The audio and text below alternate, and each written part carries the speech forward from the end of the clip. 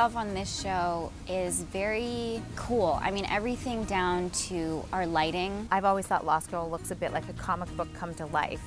There's something really magical about the lighting and really, I don't know, a little otherworldly, which is what it should look like. One thing we always do here about Lost Girl is like, oh my God, you know, just like, it looks like it's like a movie. Like, we've done an incredible job, like, as a team to sort of achieve that look. Lighting tells a story, the sets tell a story, props tell a story, and everyone wants to be part of that. Virtuous, yet lustful.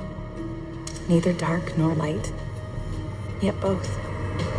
The look of Lost Girl is it's probably a bit more moody than most mainstream stuff, but I think it needs it for the content, more of a graphic novel type of approach to everything, very high contrast. The director will have an idea, he wants this really moody and really dark, or this should be a brighter scene that's very happy, and like different stuff like that. And light will, it'll give you the mood for each scene that you're doing. One of the things I really like about Craig is he is super collaborative. He's able to adapt, which is great as a DP because often you're in a new location and you can't do things exactly the way that you might want. I think any actor likes a good director of photography, and Craig always looks out for me. Thank you, Craig.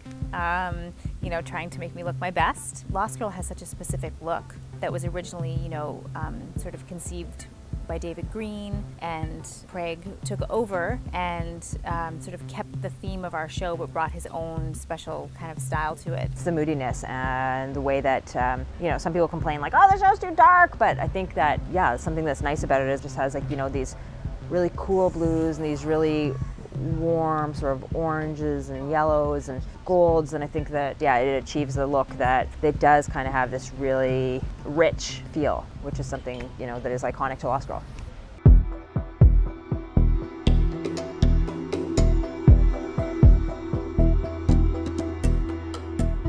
We've always been an ambitious show, but we've always managed to make our sets look really great, and that was, you know, Ian Brock's brainchild, and Kim has totally followed up. You know, like the attic, the clubhouse, and the doll are really good examples of sets that look like they're being inhabited, but they're sort of falling apart. You guys want to see my room? Yeah. Shotgun! No, wait! Our art department and set deck have created this world that tells such a story. So when we're in our studio and we're on our regular sets, you know, those feel like home. You know, you kind of walk into this world and you're like, wow, people spent all this time building this incredible set that we're about to perform on, so we better be on our game. So this is the FAE Clinic. It is a new set for season 5. I had to take into account all the different action that we knew at the time that would take place in here, and build something that was unique and something that Lauren would feel comfortable working in, that was also very secretive for the Fae. I love my new clinic. It's awesome.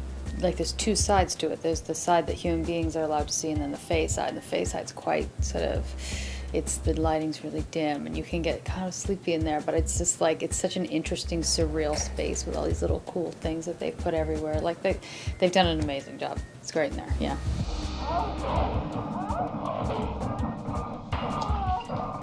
So your new lab's really nice. It's really bright. Yeah.